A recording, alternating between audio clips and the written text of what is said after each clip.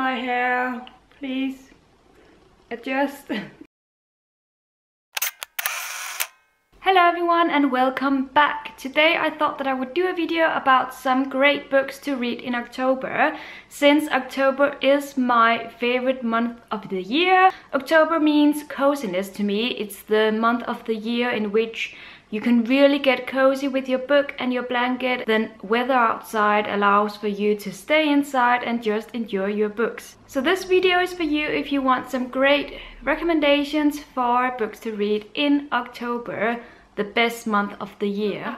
First books I have selected are from the same author, and that is Neil Gaiman, because Neil Gaiman is a genius at writing mysterious novels and stories about characters that are so intriguing but also, as I said, mysterious. So I have here two of his novels which I find perfect for this time of the year. I have The Graveyard Book. Alone the title indicates that this book is great for reading in October, I think. And I also have here The Ocean at the End of the Lane, which is my personal favorite. I love both of these novels, but this one is more for you if you are an adult who likes to read about nostalgia and also creepy things catching up with you from your past. The next title I have selected is a classic, My Cousin Rachel by Daphne du Maurier, which is a novel that I read quite recently because of the movie coming out in October. I wanted to read it before that happened and I now have. I loved it. This is one of the better Victorian fictions I've read because it creeped me out. It actually did, and it has this kind of underplayed mystery to it that I appreciated a lot. I only regret reading it in the summer months because I think that it would have been even more eerie and even scarier if I had read it in October. But definitely a book I would recommend about my cousin Rachel, who comes to town to visit this very lonesome guy, and he starts growing a fascination for her. The next book is pretty obvious, I think, and that is Gone Girl by Gillian Flynn. And the reason why it's obvious is because this is a thriller. It's very popular and it's also been made into a movie, so I'm sure you've heard of it. But if you haven't read it yet, now is the time to do so, because this book will keep you at the edge of your seat. Definitely. It did to me. I loved the twist in the middle of the book and also in the end. This book is what got me into Gillian Flynn and her writing. So far I have only read another one of her novels. I have the third one waiting for me, so maybe I should pick that up in October this year.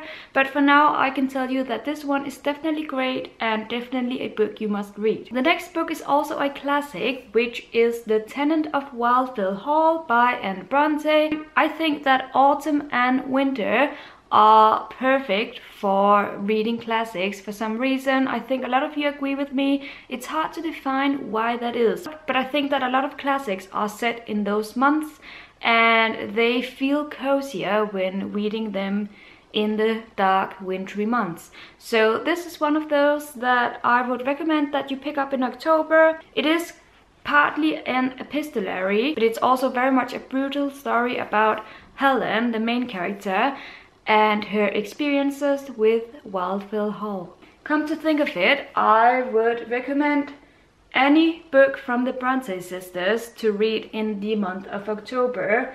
For instance, Wuthering Heights, which is another great classic you have to read. And also my favorite classic of all time, obviously, Jane Eyre. So basically all three of these novels are amazing and I think they are perfect for October. Next I have this little book, which is The Little Book of Hygge by Mike Viking. It has the undertitle The Danish Way to Live Well. So basically this is a book that tries to describe the phenomenon of hygge. I explained it a little bit in an earlier video I did last year, which I will link down below. But I think that this book speaks the truth. It has so many elements of hygge in it, which I think you must know about if you want to get cozy in October and just can't really put your finger on how to do that. This book will definitely provide you with a lot of things and ways to get you cozy. When I need to sit down with a cozy, nice read, I also tend to turn towards stories about families, and the next two novels are exactly stories about that. The first one being On Beauty by Sadie Smith, the book that really got me into Sadie Smith's writing.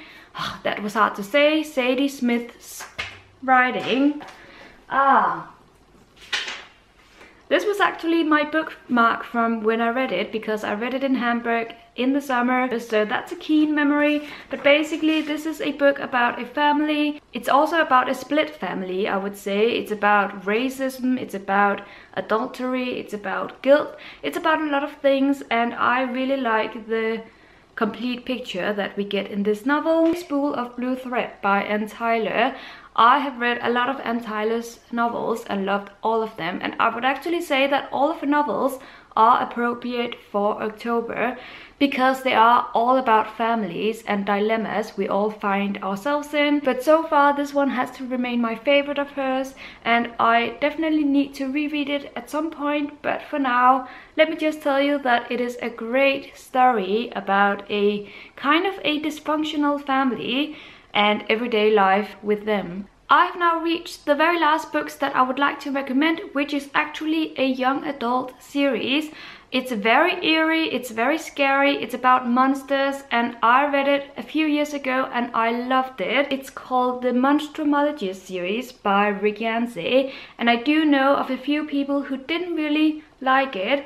I did, however, and I think that, well, just the cover of the first book shows you how it's very appropriate for October. This is about a very young boy who is being tutored by an older man to become a monsterologist, someone who investigates monsters. It takes you so many places and it shows you so many creatures, and it's just perfect for October. I just don't think this series would be as great if you read it in, say, May. That was all of my recommendations for October. I hope you could use some of them and that you might pick up one of two of the books I've talked about. That would make me so happy. And also let me know in the comments if you have any recommendations for me as to what I could pick up in October, which would really get me into the feel of autumn and Halloween and all of that. You know what I mean. Thank you ever so much for watching, and until my next video, happy reading.